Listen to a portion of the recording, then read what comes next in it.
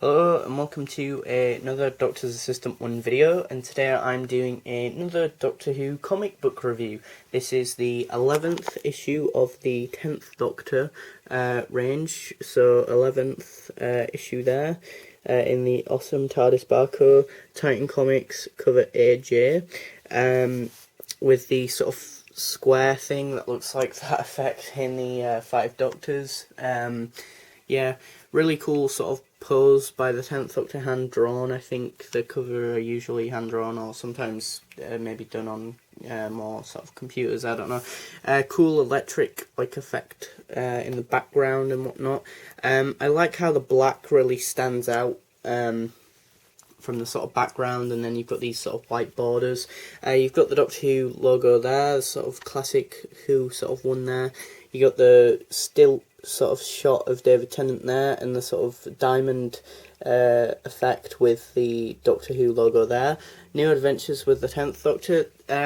This one, it's like issue 10 is just a standalone one, so issue 10 you could have picked up, but if you really want to sort of have a better story to start with, I think this one would be a better one maybe.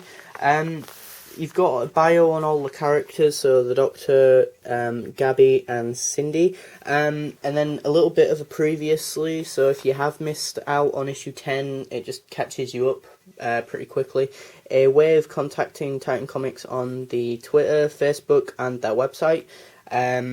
Really good panel artwork. The panel artwork's really good.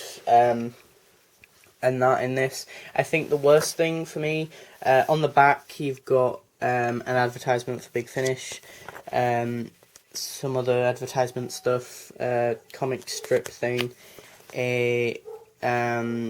just saying that you can get them on your ebooks and your smartphones, and that if you subscribe you get Blood of the Daleks Part 1 and 2, advert for like Green Goblin thing, issue 12 in sale June. I think a little synopsis of the next issue, the two covers for the next issue, issue A, which I much prefer over issue B, or cover B, should I say. I'm not going to show you the end of the issue. The end of this issue is very, very good, very surprising, and that, yeah, I did not expect that ending. Well, I kind of did because Nerd Central told me about it, but nonetheless, it's still a shocker.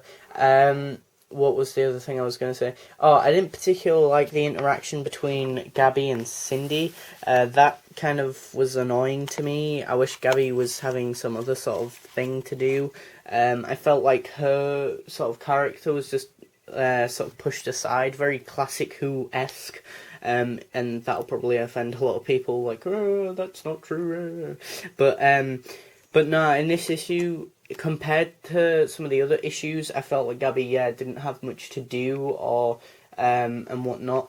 But yeah, I think the Doctor kind of finds this other person to have as a companion, of sorts, in this issue. The artwork's just as fine as always. It still keeps up that good sort of panel work, with a really big sort of wide shots, establishing shots of sort of where you are, more sort of close-up shots of the Doctor walking through Manhattan, or New York, should I say.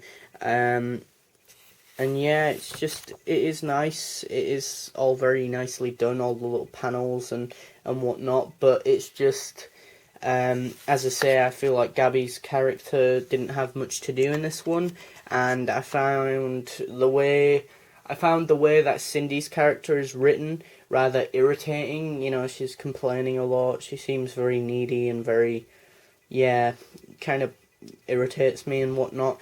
Oddly enough, the 10th Doctor is really well written in these comics. I feel like he's very much more sort of, I don't know, toned down when he, with the sort of, I don't know, the one thing a lot of people say that they don't like about the 10th Doctor is the fact that he comes across as very romanticising, with a lot of female figures in Doctor Who, whether that be Rose or Madame de Pompadour or whomever. But in this, Cindy says something to Gabby about, oh, is he your boyfriend, blah blah blah, and Gabby's like, no, that's, you know, stupid, you know, that isn't the case, and the Doctor even said that, and I quite like that, because that was sort of supposed to be sort of the dynamic with Rose and Tennant, I guess, but it never was, because it obviously had to turn out to be more romantic and crap like that for whatever reason. But no, the art style's good. The story is decent. It is a good story. It is much better than issue 10 for the story. It's just that, as I say, there are some bits that I didn't particularly like, but the ending is really a shocker. But yeah, yeah, it's a must-have really if you want to pick up a 10th Doctor issue and you've not got any. I think this is a good recommended sort of starting point. So yeah, thanks for watching. Comment, rate, and subscribe.